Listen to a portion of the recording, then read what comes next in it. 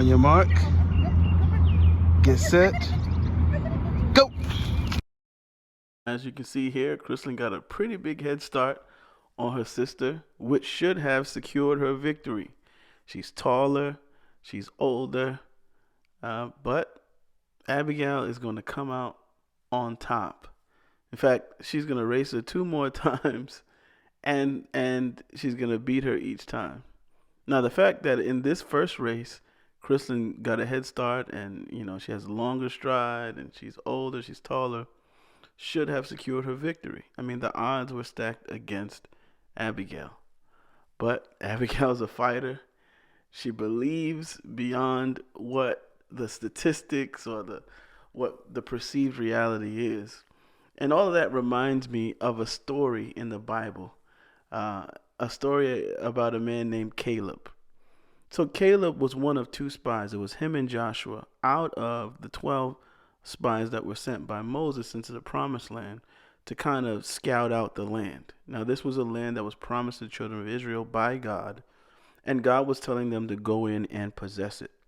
Well, when the spies get into the land, they see giants, and they look at that as insurmountable, and they actually tremble in fear and accuse Moses of setting them up to be destroyed in the wilderness.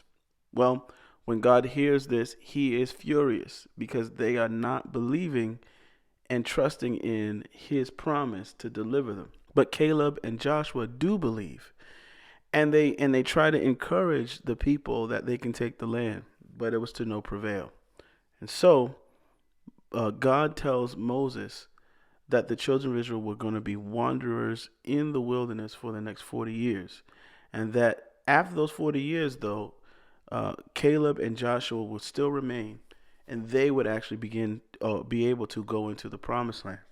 And there's a story in the book of Joshua of Caleb at the age of 85 telling Joshua that he wanted this specific portion of the land that was given to the children of Israel.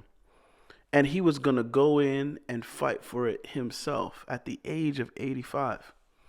And he says something to the effect of, listen, I am as strong as I was at 40 when I was originally given the promise.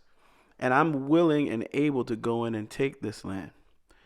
This is an encouragement to you who are starting off late in life. There are things that God has created you to do, things that's been nagging you all your life about what you should be doing for the kingdom and doing for God. And I'm here to encourage you, it's not too late. Yeah, there are others who got a head start on you, and maybe you feel like you're behind schedule. But don't worry about it. God has it in control, and for him, time is nothing. He can make up for the years you lost, but you got to be willing to go.